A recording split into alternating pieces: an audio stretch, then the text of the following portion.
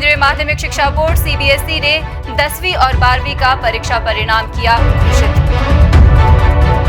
Wool federation का अध्यक्ष नियुक्त करने पर मनोज कुमार ने जताया मुख्यमंत्री का आभार। मंत्री विक्रमादित्य सिंह बोले, पाकिस्तान के खिलाफ कार्रवाई पर पूरे विपक्ष ने दिया प्रधानमंत्री मोदी का साथ। डॉक्टर कर्नल धनीराम शांडिल ने देवभूमि क्षत्रिय संगठन के प्रतिनिधियों के साथ की बैठक। स्वास्थ्य मंत्री डॉक्टर धनीराम शांडिल बोले, युद्ध कभी भी सही नहीं होता, राष्ट्रहित में लेने पड़ते हैं ऐसे फैसले। सीएम के मीडिया एडवाइजर बोले, अचानक अमेरिका द्वारा सीज फायर की घोषणा करना देशवासियों के लिए निराशाजनक। नरेश चौहान बोले, प्रदेश में तुर्की से आने वाले सेब पर केंद्र सरकार लगाए 100% इंपोर्ट ड्यूटी। भाजपा अध्यक्ष बोले, doctor Yashwant Singh Parmar medical college व अस्पताल नाहन से बाहर ले जाना जनता के भाग्य पर कुठाराघात। भाजपा प्रदेश सचिव विनोद कुमार ने कहा, प्रधानमंत्री मोदी ने दिया सीधा संदेश, पाकिस्तान को किया एक्सपोज। चंबा में पुलिस के हत्थे चढ़ा चिट्टा व चरस तस्कर, दुकानदारी की आड़ में देता था तस्करी को अंजाम। चंबा जिला के अंतिम गांव के ग्रामीणों की हालत दयनीय, आवाजाही के लिए लगाए 2 पुलों की हालत खस्ता। चंबा की फिंड्रू पंचायत की महिलाओं ने शराब के ठेके को स्थानांतरित न करने के विरोध में किया चक्का जाम। इंदौरा में स्थापित पेप्सी उद्योग में स्थानीय लोगों को रोजगार न देने पर भड़के मनमोहन कटोच। ग्राम पंचायत सांगटी सनोग ने नशे को रोकने के लिए पंचायत में पुलिस गश्त शुरू करने की उठाई मांग। आप देख रहे हैं हिमाचल न्यूज़ 24/7। नमस्कार, हिमाचल न्यूज़ 24/7 देख रहे हैं आप और मैं हूं आपके साथ सपना शर्मा। आइए नजर डालते हैं आज की खबरों पर। केंद्रीय माध्यमिक शिक्षा बोर्ड सीबीएसई ने 12वीं के बाद 10वीं की परीक्षा का रिजल्ट भी जारी कर दिया है। इस वर्ष 10वीं में 93.66% स्टूडेंट्स पास हुए हैं, जो कि पिछले साल से 0.06% अधिक है। 23,85,079 विद्यार्थियों ने परीक्षा के लिए रजिस्ट्रेशन कराया था। इनमें से 23,71,939 विद्यार्थी एग्जाम में बैठे। एग्जाम में उपस्थित इन छात्रों में से 22,21,636 पास हुए हैं। लड़कियां 95% पास हुई है, जबकि लड़के 92.36% पास हुए। वहीं सीबीएसई 12वीं परीक्षा में 88.39% विद्यार्थी पास हुए हैं, जो पिछले वर्ष की तुलना में 0.41% अधिक है। प्रदेश सरकार ने जिला कांगड़ा के गद्दी समुदाय से संबंधित मनोज कुमार को वूल फेडरेशन का अध्यक्ष नियुक्त किया है। मंगलवार को मनोज कुमार व गद्दी समुदाय के लोग शिमला में मुख्यमंत्री सुखविंदर सिंह सुक्खू से मिले और उनका आभार व्यक्त किया। इस मौके पर मनोज कुमार ने कहा कि शीर्ष नेतृत्व द्वारा जो उन्हें जिम्मेदारी दी गई है, उसका वे पूरी निष्ठा से निर्वहन करेंगे। मुख्यमंत्री ठाकुर सुखविंदर सिंह सुक्खू ने अपने संबोधन में कहा कि मनोज कुमार ने कांग्रेस पार्टी के साथ मिलकर बहुत से कार्य किए हैं। उन्होंने मनोज कुमार को वूल फेडरेशन का चेयरमैन बनने की बधाई दी। मुख्यमंत्री ने कहा कि आने वाले समय में गद्दी समुदाय की भावना को ध्यान में रखते हुए रिलीफ मैनुअल में परिवर्तन किए जाएंगे। हमारे जो वूल फेडरेशन के चेयरमैन है मनोज गद्दी जी, सभी गद्दी समुदाय से आए, हमारे चंबा और कांगड़ा जिला से आए हमारे अतिथिगण, सबसे पहले तो मैं आपको बहुत बहुत शुभकामनाएं और मुबारकबाद देता हूं कि हमने गद्दी समुदाय के मनोज जी को, जो कि हमारी कांग्रेस पार्टी से काफ़ी वर्षों से जुड़े हुए थे और कई बार इनको टिकट की बात होती थी, लेकिन टिकट तो नहीं मिल पाया, लेकिन पार्टी का ये हमेशा काम करते रहे। इन्हें हमने गद्दी समुदाय से वूल फेडरेशन का चेयरमैन बनाया है। इसके बाद पहलगाम में हुए आतंकी हमले के फलस्वरूप भारतीय सेना ने जो पाकिस्तानी ठिकानों पर कार्रवाई की है, उसे पूरे देश ने सराहा है। शिमला में मंत्री विक्रमादित्य सिंह ने कहा कि जिस प्रकार भारतीय सेना ने पाकिस्तान के खिलाफ कार्रवाई की है, उससे पूरा देश गौरवान्वित महसूस कर रहा है। उन्होंने कहा कि अमेरिका के राष्ट्रपति ने जो सीज फायर की बात की, उसके बारे में प्रधानमंत्री मोदी ने पिछले कल के अपने संबोधन में कोई स्पष्टता नहीं दी। विक्रमादित्य सिंह ने कहा कि सभी विपक्षी दल चाहते हैं कि जल्द ही लोकसभा और राज्यसभा का सत्र बुलाया जाए, ताकि सभी देश के सामने अपनी बात रख सके।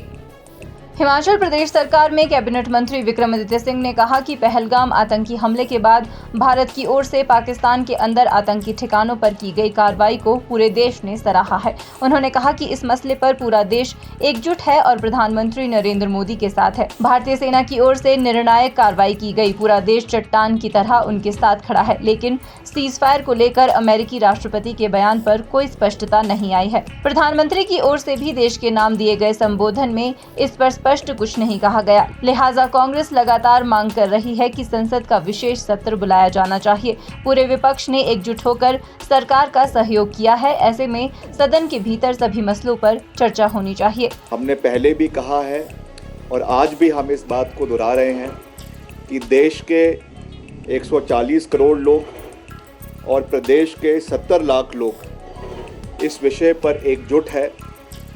हमारे देश के आदरणीय प्रधानमंत्री जी के साथ है और उसके साथ साथ जो हमारी आर्म्ड फोर्सेस हैं उनके साथ पूरी चट्टान की तरह खड़े हैं।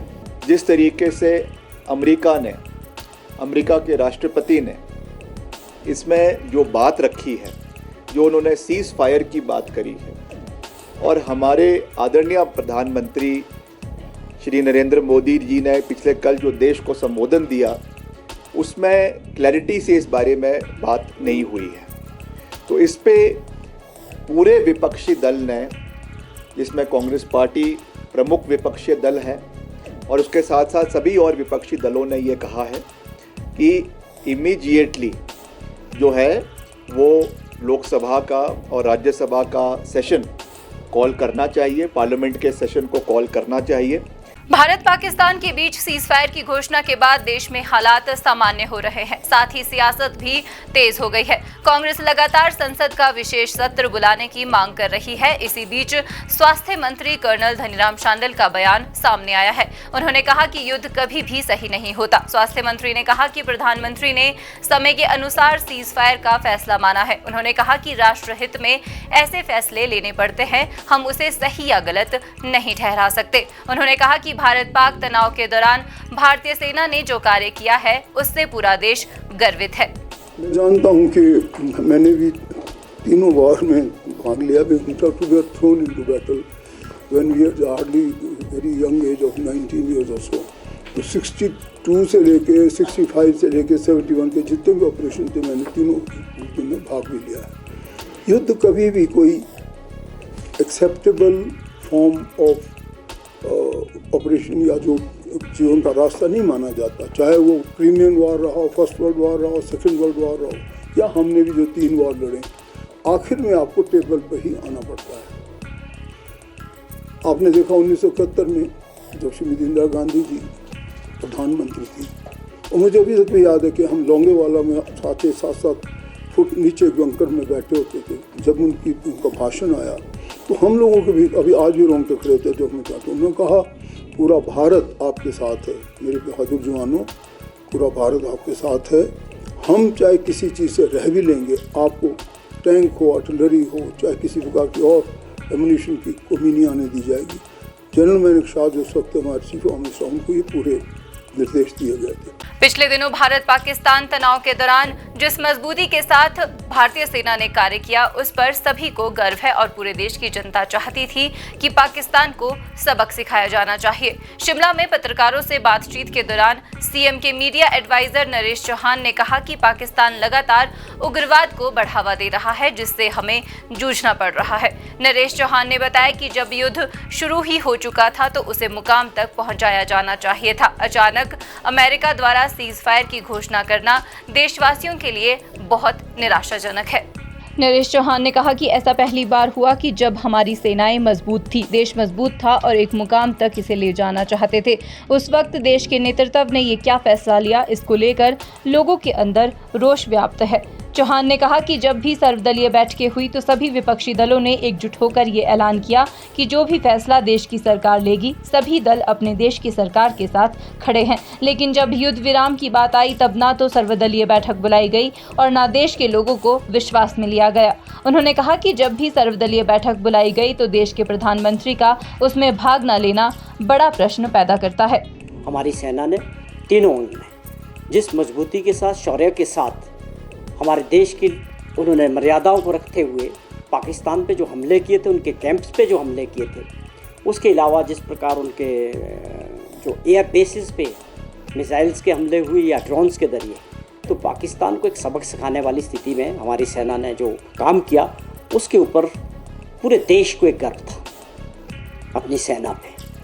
लेकिन फिर आप देखें कि अचानक जिस तरह से हम आगे बढ़ रहे थे और एक देश की जनता भी, पूरे देश की जनता, सब ये चाहते थे इस वक्त, आप समझें कि फ़ौज भी चाहती थी और पूरी देश की जनता भी चाहती थी कि पाकिस्तान को इस वक्त जो है सबक सिखाना चाहिए। ये बार बार जिस प्रकार से ये उग्रवाद को हमारे देश में बढ़ावा देते हैं और लगातार इससे हमारे को जूझना पड़ रहा है कई वर्षों से, और उसके आका पाकिस्तान है। तो जब युद्ध शुरू हो चुका था तो देश की जनता की ये भावना है कि वो एक मुकाम तक पहुंचना चाहिए। अचानक उसमें जिस प्रकार से सीज़ फायर हुआ और उसकी भी घोषणा, आप समझें कि तीसरा जो पक्ष है, अमेरिका द्वारा ये घोषणा की जाती है। अमेरिका के राष्ट्रपति ये ट्वीट करते, घोषणा करते हैं कि हमने जो है हिंदुस्तान और पाकिस्तान को, दोनों को युद्ध बंद करने के लिए राज़ी कर दिया, ये बोल के कि मैं तुम्हारे साथ बिजनेस नहीं करूँगा। ये अपने आप में देश की जनता के लिए बहुत निराशाजनक रहा। सामाजिक न्याय एवं अधिकारिता मंत्री डॉक्टर कर्नल धनीराम शांडिल ने देवभूमि क्षत्रिय संगठन के प्रतिनिधियों के साथ बैठक की अध्यक्षता की। इस बैठक में देवभूमि क्षत्रिय संगठन द्वारा प्रस्तुत विभिन्न बिंदुओं पर विस्तृत विचार विमर्श किया गया। इस अवसर पर डॉक्टर कर्नल धनीराम शांडिल ने कहा कि प्रदेश सरकार संविधान के विभिन्न प्रावधानों के तहत समाज के सभी वर्गों के कल्याण व उत्थान के लिए निरंतर कार्यरत है और समाज के सभी वर्गों का समावेशी विकास सुनिश्चित बनाना सरकार की प्राथमिकता है। देवभूमि क्षत्रिय संगठन की स्वर्ण आयोग के गठन और अन्य मांग को लेकर आज प्रदेश सचिवालय में सामाजिक न्याय एवं अधिकारिता मंत्री धनीराम शांडिल के साथ बैठक हुई। बैठक में स्वर्ण आयोग के गठन व अंतर्जातीय विवाह प्रोत्साहन योजना को बंद करने की मांग संगठन ने सरकार के समक्ष रखी। मंत्री धनीराम शांडिल ने बताया कि देवभूमि संघर्ष समिति के पदाधिकारियों के साथ हुई चर्चा के बिंदुओं को लेकर मुख्यमंत्री के साथ बात की जाएगी। उन्होंने कहा कि संविधान के अनुसार सभी को समानता का अधिकार है, सभी अपनी बात रख सकते हैं। मुख्यमंत्री स्वर्ण आयोग के गठन को लेकर संगठन के प्रतिनिधियों के साथ बैठक करेंगे। डिमांड्स या सुझाव या अगली प्रणाली किस प्रकार से आगे लिया जाए, कुछ बातें थी, उन सब चीज़ों पर विचार विमर्श किया गया। फैसला, ये सारी इनके बिंदु जितनी बातें हुई सरकार के सामने और माननीय मुख्यमंत्री को मैं आज भी ब्रीफ कर दूंगा। उसके बाद इनको शायद माननीय मुख्यमंत्री फिर दोबारा बुलाएंगे और इनकी जो मुख्य बातें हैं उन पर आज भी काफ़ी हमने विस्तार से बातें की। मैं ज़रूर कहना चाहता हूँ कि देखिए, पूरा एक समाज, सभी जितनी भी शासन प्रक्रिया या जितनी भी हमारी संविधान की प्रक्रिया हैं, उनके तहत ही काम करता है। सरकार भी उसके तहत काम करती है और जो उसमें इस आयोग की बातें सामने आई हैं वो कोई, मैं समझता हूँ, तर्कसंगत भी हैं और कुछ विचारणीय भी हैं। मेरा मानना है कि जैसे हम जिस दौर से हम गुजर रहे हैं, आप सब जानते हैं कि कभी कभी हमारे पड़ोसी देश ऐसी स्थिति पैदा कर देते हैं जिससे हमें सोचना पड़ जाता है कि किस प्रकार से आगे चले। भारत पाक युद्ध के दौरान तुर्की ने पाकिस्तान का साथ दिया, जिसके बाद देश में तुर्की से व्यापारिक संबंध खत्म करने की मांग उठ रही है। खासकर देश में तुर्की का काफी सेब देश में आता है, जिस पर प्रतिबंध लगाने की मांग की जा रही है। मुख्यमंत्री के मीडिया सलाहकार नरेश चौहान ने तुर्की से आ रहे सेब पर रोक लगाने की केंद्र सरकार से मांग की है। जिस प्रकार से तुर्की या चाइना ने खुला समर्थन जो है हमारे विरोधियों को दिया, वो अपने आप में एक चिंता का विषय कि हमारे देश के साथ कौन से लोग खड़े हुए, या IMF से उनको ऐसे समय में पाकिस्तान को जो मदद मिली, वो भी एक बहुत बड़ा प्रश्न है कि वहाँ पर कहाँ चूक हुई हमारी नीति में। ये सारी बातें पार्लियामेंट के अंदर डिस्कशन होनी चाहिए। जहाँ सब सवाल है तुर्की के जो सेब आता है या और सारी दूसरी चीज़ें हैं, उस पर भारत सरकार को देखना चाहिए, क्योंकि अगर उस देश ने हमारे दुश्मन के साथ खड़ा हुए हैं, उनको मदद की है युद्ध में, तो ये अपने आप में बहुत गंभीर विषय है। नाहन की जनता ने ऐतिहासिक बड़ा चौक नाहन में सांकेतिक धरना किया। इस मौके पर भाजपा प्रदेश अध्यक्ष डॉक्टर राजीव बिंदल ने कहा कि doctor Yashwant Singh Parmar medical college व अस्पताल नाहन की तस्वीर और तकदीर बदलने वाला संस्थान है। इस संस्थान को नाहन से बाहर ले जाना नाहन की जनता के भाग्य पर कुठाराघात है। डॉक्टर बिंदल ने कहा कि आजादी के बाद से दशकों तक नाहन में कोई बड़ा प्रकल्प नहीं आया, जिससे शहर की ग्रोथ रुक गई है। नाहन क्षेत्र में दशकों से कोई प्रोजेक्ट नहीं आया। एक फाउंड्री होती थी, वो बंद हो गई। रोजगार के साधन भी बंद हो गए। Doctor Yashwant Singh Parmar medical college के नाम से एक प्रोजेक्ट नाहन को मिला और उसके भवन निर्माण का काम तेज गति से शुरू हुआ। 260 करोड़ रुपए की लागत से 2 बड़े भवनों का निर्माण वो शुरू हुआ और यहाँ पर जो चित्र लगे हैं आप उससे नोट कर सकते हैं। एक 11 मंजिला बिल्डिंग और एक 10 मंजिला बिल्डिंग, 300 बेड का हॉस्पिटल, प्रशासनिक ब्लॉक और टीचिंग ब्लॉक इसमें पूरा का पूरा बन रहा था, जिसे 2.5 साल पहले बंद कर दिया गया। अब 2.5 साल से अधूरी बिल्डिंग जंग खा रही है। 2.5 साल के बाद निद्रा से उठी सरकार और उठने के बाद कहा कि इसको कहीं और ले जाएं। भाजपा प्रदेश सचिव एवं विधायक विनोद कुमार ने कहा कि विपक्षी दल के पास कोई मुद्दा नहीं है, इसलिए युद्ध के मुद्दे को राजनीतिक रंग देने का प्रयास किया जा रहा है। उन्होंने कहा कि कांग्रेस सरकार के मंत्री विक्रमादित्य सिंह ने मीडिया को संबोधित करते हुए कहा कि प्रधानमंत्री द्वारा दिया गया संदेश स्पष्ट नहीं था, पर हम कहना चाहते हैं कि इससे स्पष्ट संदेश विपक्ष को क्या चाहिए, जब प्रधानमंत्री ने सीधा सीधा पाकिस्तान को पूरी तरह से एक्सपोज कर दिया है। विपक्षी दल के पास आज की तारीख में कोई भी मुद्दा नहीं है, इसीलिए युद्ध के मुद्दे को राजनीतिक रंग देने का प्रयास विपक्ष के द्वारा किया जा रहा है। कांग्रेस सरकार के मंत्री विक्रमादित्य सिंह जी ने मीडिया को संबोधित करते हुए कहा कि प्रधानमंत्री जी द्वारा दिया गया संदेश स्पष्ट नहीं था, पर हम कहना चाहते हैं कि इससे स्पष्ट संदेश विपक्ष को और क्या चाहिए, जब देश के प्रधानमंत्री श्रद्धेय नरेंद्र मोदी जी ने सीधा सीधा पाकिस्तान को पूरी तरह से एक्सपोज कर दिया।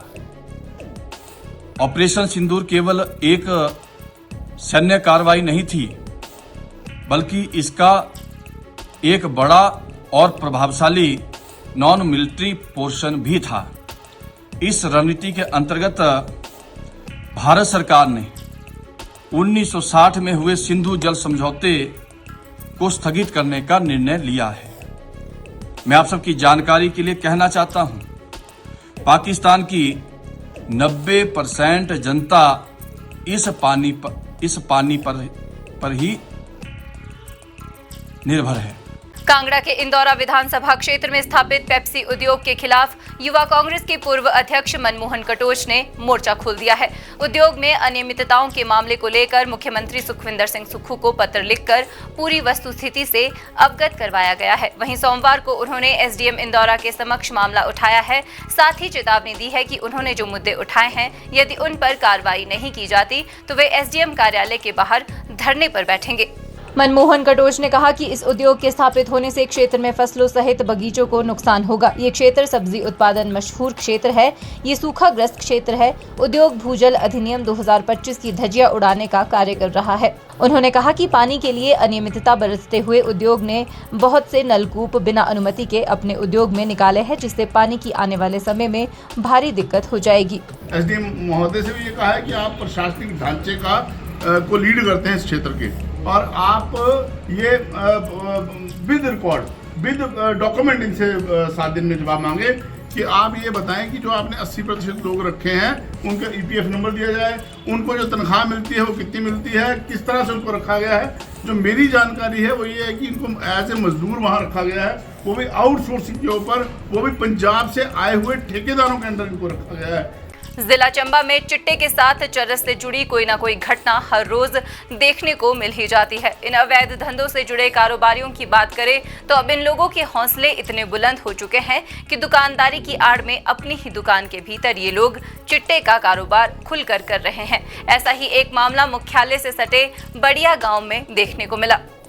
गुप्त सूचना के आधार पर जानकारी मिली कि अरविंद कुमार नामक व्यक्ति अपनी दुकान में चिट्टा बेचता है। बताते चले कि सुल्तानपुर पुलिस चौकी अपनी गश्त के दौरान चंबा जोत मार्ग पर थी। उसी दौरान पुलिस को सूचना मिली कि अरविंद कुमार अपनी दुकानदारी की आड़ में चिट्टे को बेचता है। इस दरमियान पुलिस ने गांव बड़िया नामक स्थान पर व्यक्ति की दुकान पर दस्तक दी। उस युवक के पास से 27.94 ग्राम चिट्टा और 2,29,000 रुपए की नगद राशि भी बरामद कर उसे गिरफ्तार किया है। पुलिस ने नार्कोटिक्स एक्ट के तहत मुकदमा दर्ज कर उसको हिरासत में लिया। राजधानी शिमला में उपनगर समरहिल के साथ लगती ग्राम पंचायत सांगटी सनोक के एक प्रतिनिधिमंडल ने मंगलवार को पंचायत प्रधान की अगुवाई में एसपी शिमला से मुलाकात की है। इस दौरान उन्होंने उनकी पंचायत में बढ़ रहे नशे के प्रचलन को रोकने के लिए क्षेत्र में पुलिस की गश्त बढ़ाने की मांग की है।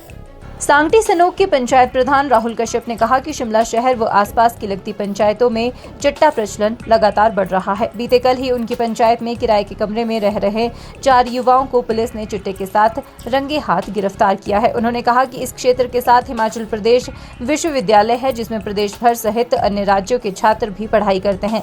ऐसे में इसके मद्देनजर उन्होंने पुलिस अधीक्षक शिमला संजीव गांधी से मुलाकात की और एक ज्ञापन भी उन्हें सौंपा। आज पुलिस अधीक्षक से इसलिए मिलने गए थे क्योंकि हमारे जो एरिया में हमारे सांगटी पंचायत के साथ 4 पंचायतें और लगती है, जिसमें नेरी, भोंट और इसका चाइली पंचायतें पड़ती है। तो वहाँ पर कल ही 4 चिट्टे के युवक पकड़े गए हैं, जिसमें एक युवती भी है।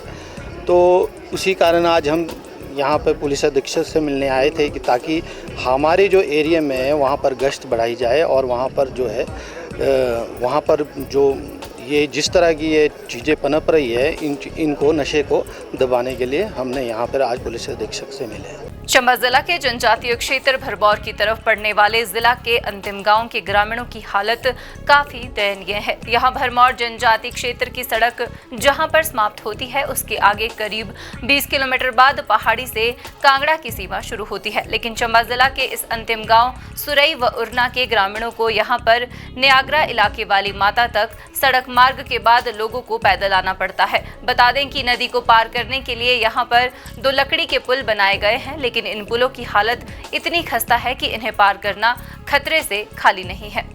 स्थानीय लोगों व पंचायत प्रधान ने बताया कि जनजातीय क्षेत्र भरमौर के अंतिम गांव सुरई व उरना की तरफ जाने के लिए नदी पार करने के लिए जो सीलिंग नाले पर पुल बना है उसकी हालत बहुत खराब है। उन्होंने बताया कि यहां पर लकड़ी के पट्टे लगाए गए हैं जो कि पूरी तरह से सड़ चुके हैं। इतना ही नहीं, दोनों तरफ रेलिंग भी नहीं है और इन गाँव के ग्रामीण इसी रास्ते से आते जाते हैं।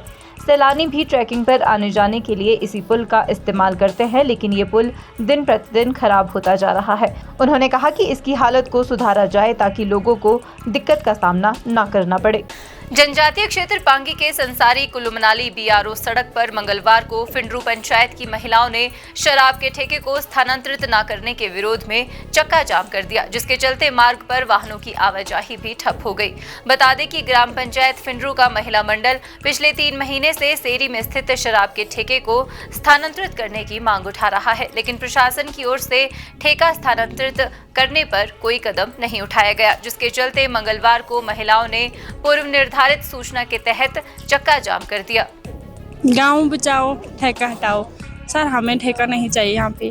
हमें यहाँ पे चाहिए 5 दिन लगे, 6 दिन लगे, हम यहीं बैठेंगे, हम यहाँ से कभी नहीं उठेंगे। आप ठेका हटाने का विरोध कर रहे हैं। आपने अनुसूचित तो पंचायत नहीं दी ना ठेका लगाने की। सर, जन सुन ली होगी तो दिक्कत लेडीजों को हो रही है। सर, हाँ जी, गांव के प्रधान ने, पंचायत प्रधान नहीं दी ना। तो हाँ, हमारे साथ में थी सर, यहाँ पे नहीं थी तब, उस टाइम नहीं थी यहाँ पे, हमारे गांव पे नहीं थी पंचायत। अच्छा, आपकी पंचायत नहीं थी? नहीं थी। अच्छा, कोई और प्रधान ने परमिशन दी? हाँ जी।